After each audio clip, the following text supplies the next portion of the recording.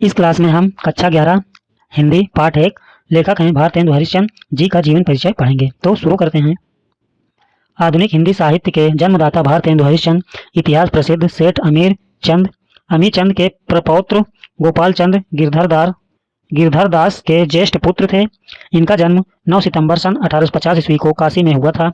मात्र 5 वर्ष की अवस्था में माता पार्वती देवी तथा 10 वर्ष की अवस्था में पिता गोपाल चंद्र के सुख से यह वंचित हो गए। यानी जब भारतेंदु हरिश्चंद्र 5 वर्ष के थे तब इनकी माता का देहांत हो गया, यानी इनकी माता की मृत्यु हो गई। और जब ये 10 वर्ष के हुए तो इनके पिताजी का देहांत हो गया, यानी इनके पिताजी की मृत्यु हो गई। वी माता मोहन बीबी का इन पर विशेष प्रेम न होने के कारण इनके पालन पोषण का भार कालिक दमा दाई और तिलकधारी नौकर पर था। पिता की असामयिक मृत्यु के बाद क्वींस कॉलेज वाराणसी में 3-4 वर्ष तक अध्ययन किया। उस समय काशी के रईसों में केवल राजा शिव प्रसाद सितारे हिंद ही अंग्रेजी पढ़े लिखे थे, इसलिए भारतेंदु जी अंग्रेजी पढ़ने के लिए उनके पास जाया करते थे और उन्हें गुरुतुल्य मानते थे। कॉलेज छोड़ने के बाद इन्होंने स्वाध्याय द्वारा हिंदी, संस्कृत और अंग्रेजी के अतिरिक्त मराठी, गुजराती, बंगला, मारवाड़ी, उर्दू, पंजाबी आदि भारतीय भाषाओं का ज्ञान प्राप्त किया। 13 वर्ष की अल्पावस्था में इनका विवाह काशी के रईस लाला गुलाब राय की पुत्री मन्ना देवी से हुआ। इनके 2 पुत्र और 1 पुत्री थी। पुत्रों की बाल्यावस्था में ही मृत्यु हो गई थी। यहाँ पर कह रहा है कि 2 पुत्र और 1 पुत्री थी, पुत्रों की बाल्यावस्था में ही मृत्यु हो गई, यानी जब इनके दोनों पुत्र छोटे थे तभी उनकी मृत्यु हो गई थी। जबकि पुत्री विद्यावती सुशिक्षिता थी, यानी उनको शिक्षा दी गई या पढ़ाया गया।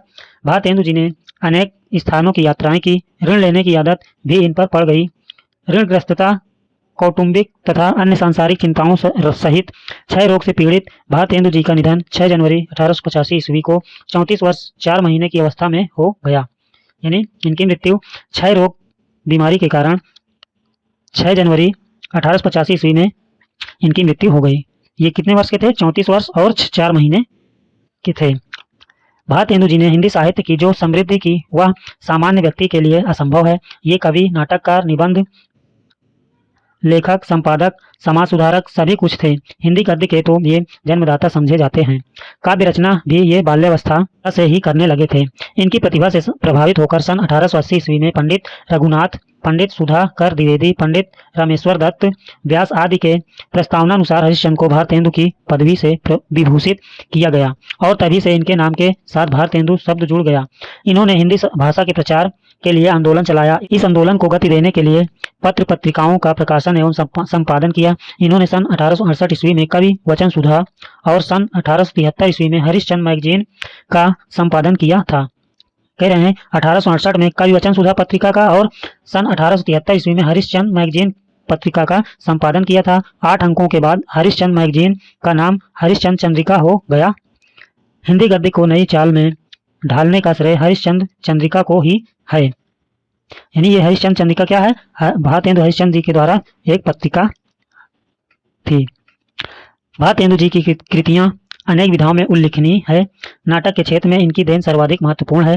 भारतेंदु ने इतिहास, पुराण, धर्म, भाषा, संगीत आदि अनेक विषयों पर निबंध लिखे हैं। इन्होंने जीवनियां और यात्रा वृत्तांत भी लिखे हैं। भारतेंदु जी की प्रमुख कृतियां इस प्रकार हैं। सबसे पहले नाटक। भारतेंदु जी ने मौलिक तथा अनुदित दोनों प्रकार के नाटकों की रचना की है, जिनका विवरण इस प्रकार है।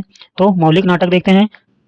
नील देवी, सत्य हरिश्चंद्र, श्री चंद्रावली, भारत दुर्दशा, अंधेर नगरी, वैदिक हिंसा न भवती। यहाँ पर वैदिक हिंसा न भवती, विशस्य विस्मौ सधम, सती प्रताप, प्रेम जोगनी। अनुदित नाटक में देखते हैं रत्नावली, मुद्रा राक्षस, भारत जननी, विद्या सुंदर, पाखंड विडंबना, दुर्लभ बंधु, कर्पूर मंजरी, धनंजय विजय। आगे देखते हैं निबंध संग्रह। परिहास वंचक, सुलोचना, मदालसा, लीलावती, दिल्ली दरबार दर्पण। इतिहास देखते हैं। महाराष्ट्र देश का इतिहास, अग्रवालों की उत्पत्ति, कश्मीर कुसुम। यात्रा वृत्तांत में लखनऊ की यात्रा, सरयू पार की यात्रा। जीवनियां देखते हैं। जयदेव सूरदास की जीवनी, महात्मा मोहम्मद की जीवनी। आगे देखते हैं शैली की दृष्टि से भारतेंदु ने वर्णनात्मक, विचारात्मक, विवरणात्मक और भावात्मक सभी शैलियों में निबंध रचना की है। इनके द्वारा लिखित दिल्ली दरबार दर्पण वर्णनात्मक शैली का श्रेष्ठ निबंध है। इनके यात्रा वृत्तांत, सरयू पार की यात्रा, लखनऊ की यात्रा आदि विवरणात्मक शैली में लिखे गए हैं। वैष्णवता और भारतवर्ष उन्नति कैसे हो सकती है जैसे निबंध विचारात्मक हैं। भारतेंदु की भावात्मक शैली का रूप इनके द्वारा लिखित जीवनियां, सूरदास, जयदेव, महात्मा मोहम्मद आदि तथा ऐतिहासिक निबंधों में बीच बीच में मिलता है। इसके अतिरिक्त इनके निबंधों में शोध शैली, भाषण शैली, स्त्रोत स्तोत्र शैली, प्रदर्शन शैली, कथा शैली आदि के रूप भी मिलते हैं। इनकी भाषा व्यवहारिक बोलचाल के निकट, प्रवाहमयी और जीवंत है। इन्होंने काव्य में ब्रज भाषा का प्रयोग किया, परंतु गद्य के लिए खड़ी बोली को अपनाया। भाषा को सजीव बनाने के लिए इन्होंने लोकोक्ति और मुहावरों का सटीक प्रयोग किया। पाठ्य पुस्तक में संकलित भारतवर्षोन्नति कैसे हो सकती है निबंध दिसंबर सन 1884 ईस्वी में बलिया के ददरी मेले के अवसर पर आर्य देशोपकरणी सभा में भाषण देने के लिए लिखा गया था। इसमें लेखक ने कुरीतियों और अंधविश्वासों को त्याग कर अच्छी से अच्छी शिक्षा प्राप्त करने, उद्योग धंधों को विकसित करने, सहयोग एवं एकता पर बल देने तथा सभी क्षेत्रों में आत्मनिर्भर होने की प्रेरणा दी है। भारतेंदु हरिश्चंद्र ने हिंदी भाषा और साहित्य के क्षेत्र में महत्वपूर्ण योगदान किया। साहित्य के क्षेत्र में इनके योगदान के कारण ही इन्हें आधुनिक हिंदी गद्य साहित्य का जनक मतलब पिता, आधुनिक हिंदी गद्य साहित्य का जनक के रूप में, युग निर्माता साहित्यकार अथवा आधुनिक हिंदी साहित्य का युग प्रवर्तक कहा जाता है। भारतीय साहित्य में इन्हें युग दृष्टा, युग सृष्टा, युग जागरण के दूत और युग पुरुष के रूप में जाना जाता है। इनके हिंदी साहित्य में बहुमूल्य योगदान के कारण ही भारतीय साहित्यकारों ने इन्हें भारतेंदु की उपाधि से विभूषित किया है।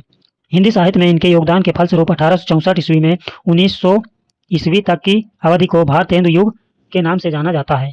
यहाँ पर कह रहा है हिंदी साहित्य में इनके योगदान के फलस्वरूप 1864 ईस्वी से 1900 ईस्वी तक की अवधि को भारतेंदु युग के नाम से जाना जाता है। ये था भारतेंदु हरिश्चंद्र जी का जीवन परिचय।